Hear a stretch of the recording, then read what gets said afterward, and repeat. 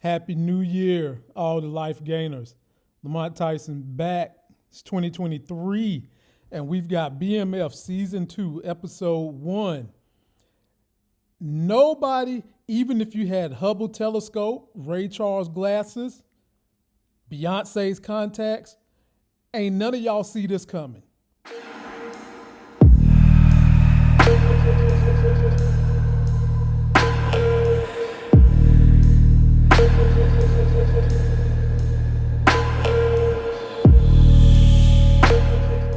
The damn black-ass villainous Superman is still alive and kicking. And stars, y'all know y'all dead wrong. That nigga would not have survived the way Meech shot him in the face.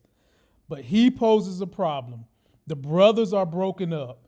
The parents about to break up. They got a teenage daughter spiraling out of control, going crazy. They got a brand new connect. We're about to break all that down right now. If you're new to my channel, I'm Lamont Tyson. This is the Life Gains channel under my name, Lamont Tyson. Please subscribe. Check me out on Instagram, the TicToc, and we will go live Saturday night, 9 p.m. Lamont Tyson, J-Mo, Moochie the Hammer will take your questions and comments. We'll make it fun. So please come join us Saturday night at 9 p.m. So we start this whole thing out the way they started out last year. Season 1, you had a beginning voiceover of an older Meech. And in this season, you got a beginning voiceover of an older Southwest T. And guess where Southwest T at? He's in St. Louis. He done made phone calls to one of his women because he know the police is hot on their trail. And then bam, in pops Coach Cop in 2005 in St. Louis. So we know he's not going to die. But to help him was that damn big ass Leslie Jones playing a cop. And her ass was intimidating as hell. I would not want to get arrested by her. But she comes in, talks a little junk to Southwest T, calls him dirty names and shit, and they throw his butt in the car. Now I'm wondering how are they going to play that scenario later on. Is this something we're going to see this season? Or are we going to advance that fast? Because after we see that scene, they come back to present day story in the 80s, and we see Meech in Las Vegas. And man, got to be more careful. He was getting schooled by somebody that's going to wind up working with him in Atlanta on if you're going to be in this game, you got to show up here. We saw Philadelphia Freeway. We saw Ricky Ross. We saw the character that's after Snowfall. We saw everybody in Las Vegas. And this was a test for Meech that was thrown at him by K9 because ironically, he goes up the escalator and what's waiting on him? Some fucking K9s, okay? I wonder if K9 named himself after them damn sniffing dogs because they are the key to ruining a damn drug business. But that gave Meech an idea. Okay, if I can't fly, ain't nobody checking me on the damn bus, which we know eventually is gonna be the idea for how they move their drugs via Terry's limousine business. And then we get to a basketball game, ladies and gentlemen. And did y'all just see how they paused all the action to let Lala and them ugly ass Steve Urkel glasses walk past Southwest T? I mean, the wind was blowing on her and shit. You know what would have been funny? If somebody would have had a kerosene heater. That would have been funny because her Rubbermaid ass would have probably caught on fire because y'all know goodness well that ain't nothing but rubber in them hind parts. However, it looks good. Anyway, they at the basketball game. They get out the basketball game. Meech is hanging with the K9, and the coach is mad at K9 over something, okay? He talking shit to K9. K9 whips out his gun, bam, your ass is dead, coach. You coach dead now, okay? I ain't got no love for you. Die, bitch, die. I was like, whoa. This dude, he gonna be something to be reckoned with.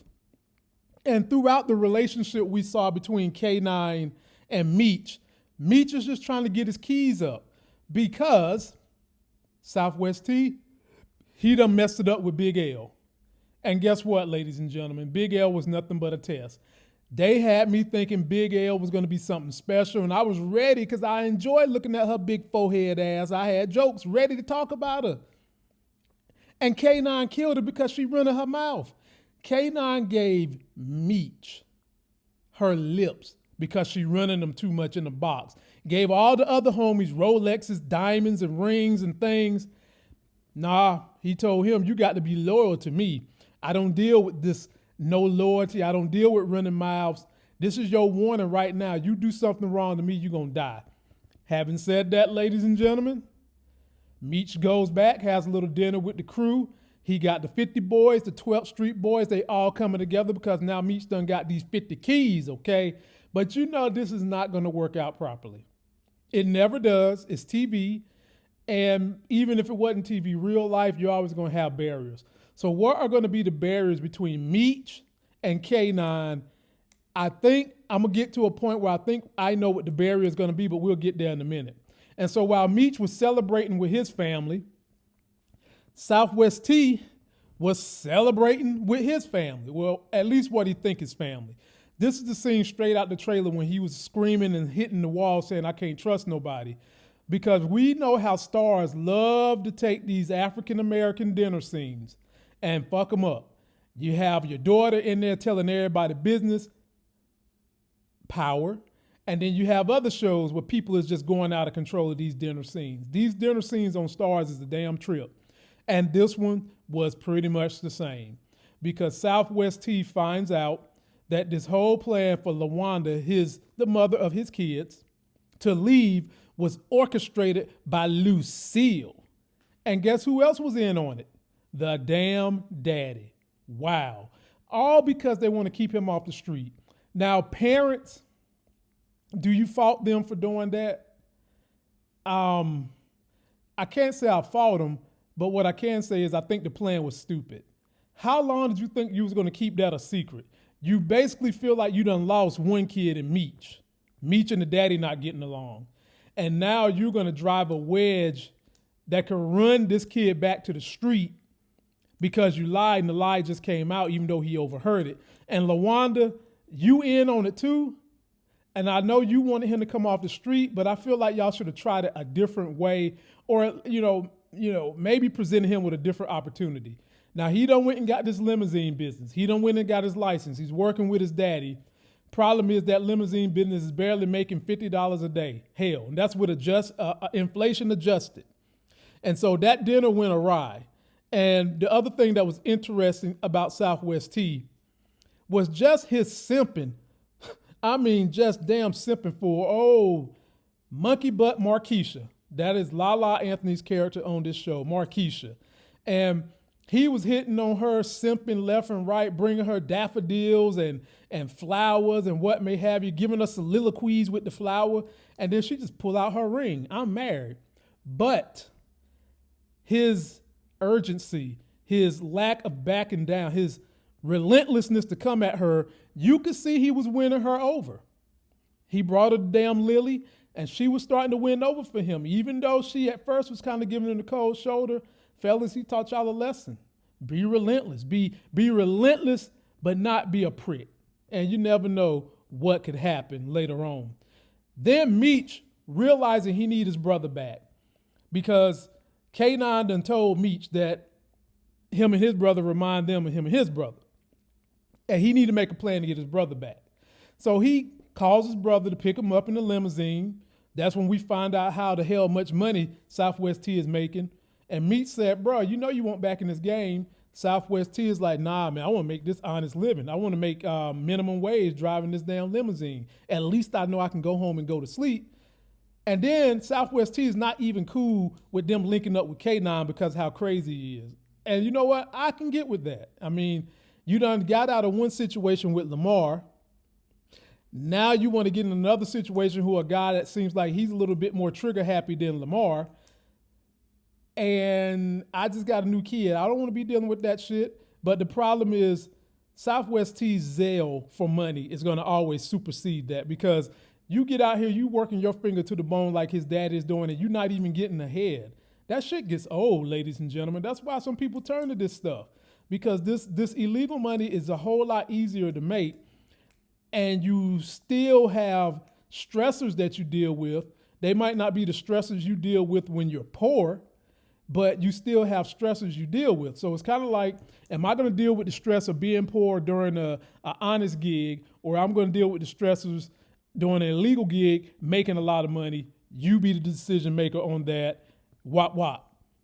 Then we get to this chick right here, old Oriental Lynn. Yes, ladies and gentlemen. One of my new favorite characters up here, because Lynn is a badass. After she gets introduced by Big Bama, the commander, and tells Detective Brian, this is going to be your new partner. I don't give a damn what you say. You're going to be on the coach. You're going to be on the bench, coach. Lynn is a badass, man. And she's so bad, they was chasing a couple of the 50 boys, the BMF boys, and she ran down little buddy right here, knocked this damn tooth out, okay? Now, he need to go get him a good lawyer, because he probably can sue her ass for that. But I enjoyed her because she's not intimidated by Detective Bryant. She's giving it right back to him, telling him he's two, 3 donuts short of being overweight. He up here making Oriental jokes about her, and she giving it right back to him. But I still got my Spidey black senses up for her. Like, maybe she dating the commander or something. I don't know. But I think you're not going to be able to trust her. And there was even a scene when she was driving, Brian sitting in the passenger seat. They passed by B. Mickey, and she caught Brian looking at B. Mickey with them googly eyes, them Geico eyes. So the other problem that we got going on here is, ladies and gentlemen, B. Mickey is not to be trusted. B. Mickey is not to be trusted. He just got anointed as the right hand to Meech, but what Meech don't know is that Detective Bryant got his ass under his thumb. He got that gun that's linking up Kato and this other killing, and he's using it all kinds of pressure on top of B. Mickey. And B. Mickey is silently snitching. Now, Bryant is wanting more. Bryant wants Meech. That's what Detective Bryant wants. He wants Meech. And he's got this pressure on B. Mickey, and I think B. Mickey is going to crack and give him what he wants. But ladies and gentlemen, boys and girls, the biggest, and I do mean the biggest secret of this whole episode, was the damn black Superman is alive. I ain't see it coming. I'm glad it happened, because I believe the situation that's going to protect Meech from K9's wrath is going to be Lamar. That's what I think they're going to use this character for. And the other thing that we're seeing happening, ladies and gentlemen, is the tattering of Lucille and Charles's marriage. Because, ladies, let me just tell you this.